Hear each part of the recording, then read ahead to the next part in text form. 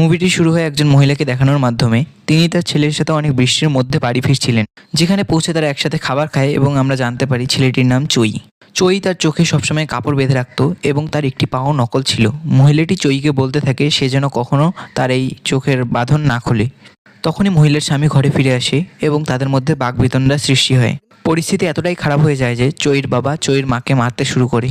তখন চই তার মায়ের বারণ করা সত্ত্বেও নিজের চোখের বাঁধনটি খুলে ফেলে এবং তার শক্তি তার পিতার উপরে প্রয়োগ করে। পর চইর বাবা চুপচাপ বাইরে একটি রাস্তায় চলে আসে এবং নিজেকে মেরে ফেলে। কিছুক্ষণ পর তার মা তাকে নিয়ে বসেছিল। হঠাৎ সে চইকে মেরে ফেলার চেষ্টা করে। তখন চই আবারও নিজের শক্তি ব্যবহার করে এবং নিজের মাকে তার কন্ট্রোলে নিয়ে ফেলে এবং তাকে একটি নদীর কিনারে নিয়ে চলে। যখন চইর মার জ্ঞান ফেরে তখন সে নিজেকে অজ্ঞান অবস্থায় দেখতে পায় এবং কান্নাকাটি শুরু করে দেয়। আসলে চইর কাছে এমন অলৌকিক শক্তি ছিল যার মাধ্যমে সে যে কাউকে নিজের বশে করে নিতে পারে। তারপর আমাদেরকে কয়েক বছর পরের সিন দেখানো হয়, যেখানে চই নিজের শক্তি ব্যবহার করে একজন লোকের কাছ থেকে টাকা চুরি করেছিল এবং সেগুলোর মাধ্যমে সে বড় বড় হোটেলে গিয়ে ফুর্তি করছিল। সিন আবারও চেঞ্জ হয় এবং আমাদেরকে ইনকাবান নামে একজন ব্যক্তিকে দেখানো হয়, যে একটি ময়লার স্তূপে কাজ করত আর দুই প্রিয় বন্ধু আলী এবং বোবার সাথে।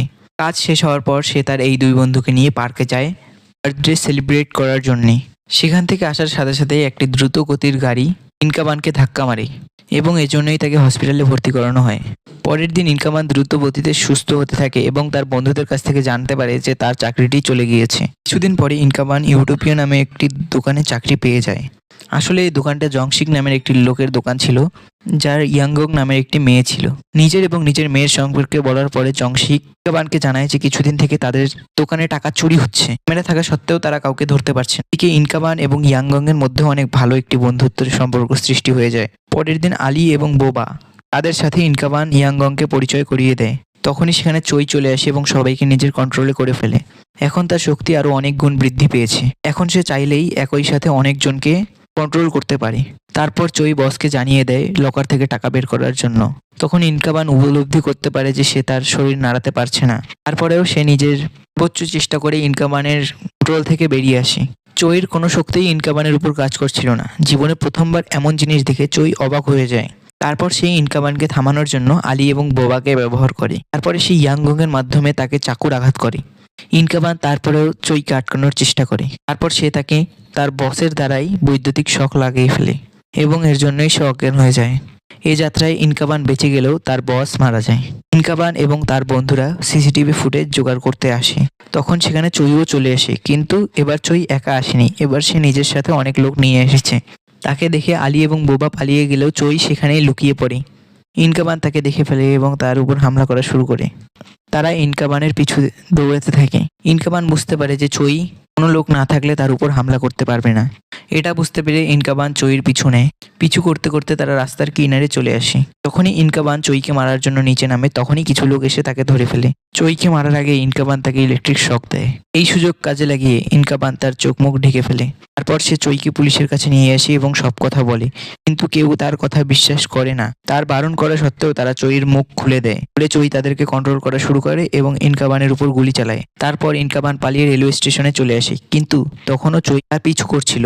ইনকাবান চইয়ের উপর হামলা চালাবে এমন সময় চই সব লোককে নিয়ে ইনকাবানের উপর হামলা চালায়। তারপর সে একটা বাচ্চাকে ট্রেনের দিকে ছুঁড়ে মারে। ইনকাবান তাকে বাঁচাতে গিয়ে ট্রেনের সাথে ধাক্কা খায়। চই তাকে সেখানেই মরার জন্য রেখে দেয়। আসার পর দেখে অনেক পুলিশ সেখানে এসেছে। তারপর সে সব পুলিশকে নিজের কন্ট্রোলে নিয়ে নেয় এবং তাদের মেরে ফেলে। অপরদিকে ইনকাবান এত দ্রুত সুস্থ হচ্ছিল যা দেখে আমরা বুঝতে পারি যে তার কাছেও অলৌকিক শক্তি আছে, অর্থাৎ হিলিং পাওয়ার্স আছে। ইনকাবান বুঝতে পারে যে চই নিজের স্বার্থের জন্য সবাইকে মারতে পারে, তাই সে চইকে মারার সিদ্ধান্ত নেয়। আলী এবং বোবাকে সবকিছু খুলে বলে এবং তারা ইনকাবান এর কথা বিশ্বাস করে প্রস্তুতি নেয়। তারা তাদের গাড়ি নিয়ে বের হয়ে যায় রাস্তাতে এবং আমরা জানতে পারি তাদের গাড়িতে একটি ফ্লেয়ার গান লাগানো ছিল চইকে সাময়িকভাবে অন্ধ করার জন্য। এদিকে পুলিশ চইয়ের দিকে নজর দিয়ে দিচ্ছে। তারা চইয়ের মায়ের কাছে যায়, কিন্তু চই তাদেরকে মেরে ফেলে। তার মাকে মেরে ফেলার চেষ্টাও করে, কিন্তু পারে না। সে তার মাকে চুরি করা টাকার মধ্য থেকে কিছু অংশ দেয়। এদিকে চইকে খুঁজতে খুঁজতে ইনকাবান ঘুমিয়ে পড়ে। যখন তার জ্ঞান ফিরে তখন সে দেখতে পায় বোবা আলীর উপরে আক্রমণ করছে।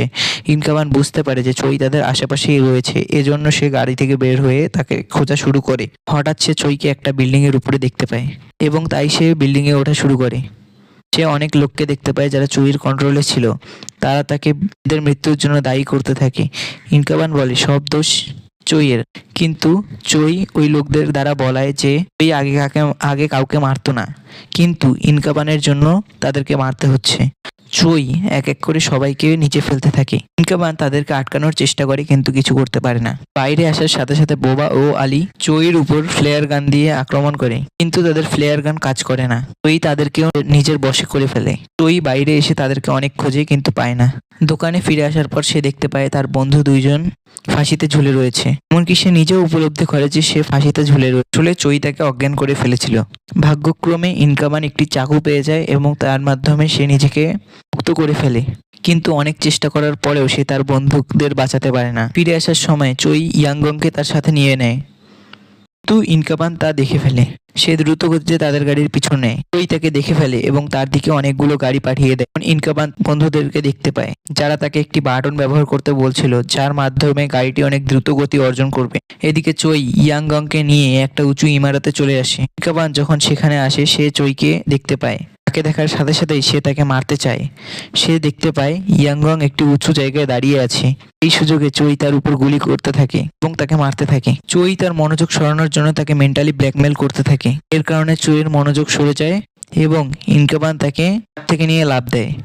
ইনকাবান নিচের হিলিং পাওয়ারের কারণে বেঁচে গেলেও বাঁচতে পারে না। এভাবেই মুভিটি শেষ হয়ে যায়।